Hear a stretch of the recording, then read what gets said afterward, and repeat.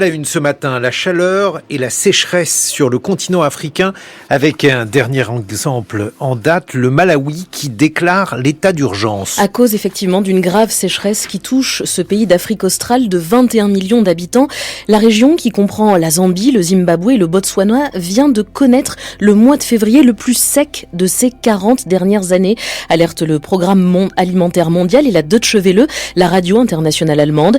Les récoltes au Malawi ne sont pas bonnes à cause du réchauffement climatique et du phénomène El Niño qui s'accompagne de phénomènes météo violents, précise la BBC et la chaîne panafricaine Africa News.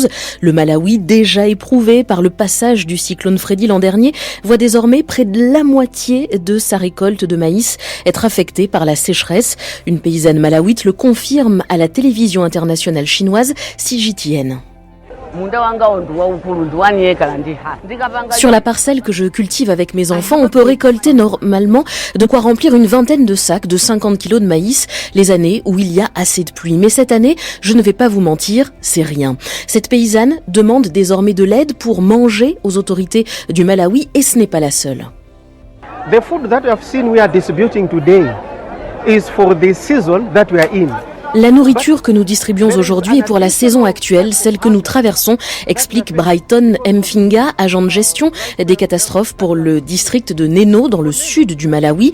Mais il y a une famine supplémentaire à affronter pour la saison prochaine, pour la période de soudure alimentaire à cause de la sécheresse d'aujourd'hui. D'autres personnes vont donc avoir besoin d'aide, qui plus est avec les récentes déclarations du président. Le président du Malawi, Lazarus Chakwera, qui estime que 20 millions d'habitants pourraient avoir besoin d'aide alimentaire dans son pays. C'est presque toute la population du Malawi. Le président demande 200 millions de dollars à la communauté internationale, moins d'un mois après que la Zambie voisine a également lancé un appel à l'aide, souligne la Deutsche Welle, avec un tiers des habitants de Zambie qui sont confrontés à de graves pénuries alimentaires et à la malnutrition, sans compter une pénurie d'électricité, indique la BBC, car la majeure partie de l'énergie en Zambie provient de sources d'eau, de barrages hydroélectriques.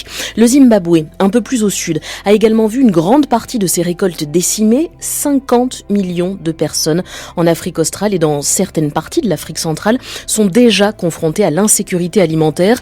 Nouvelle preuve, s'il en fallait, pour la chaîne CGTN, que les pays africains subissent les pires effets du changement climatique alors même qu'ils contribuent le moins aux émissions mondiales de gaz à effet de serre. Et ce ne sont pas les seuls pays à souffrir de la chaleur actuellement. Pour la deuxième semaine consécutive, les écoles du Soudan du Sud restent fermées à cause de la canicule, indique le quotidien Sudan Tribune. 38 à 41 degrés sur place cette semaine. Plus de 30 degrés par ailleurs à Libreville, la capitale du Gabon, qui subit des délestages de courant depuis des semaines, rapporte le site 360 Afrique. El Niño provoque la faim et la sécheresse aussi à Madagascar, relève le journal sud-africain Mail and Guardian. Plus d'1 million d'habitants y souffraient déjà de malnutrition.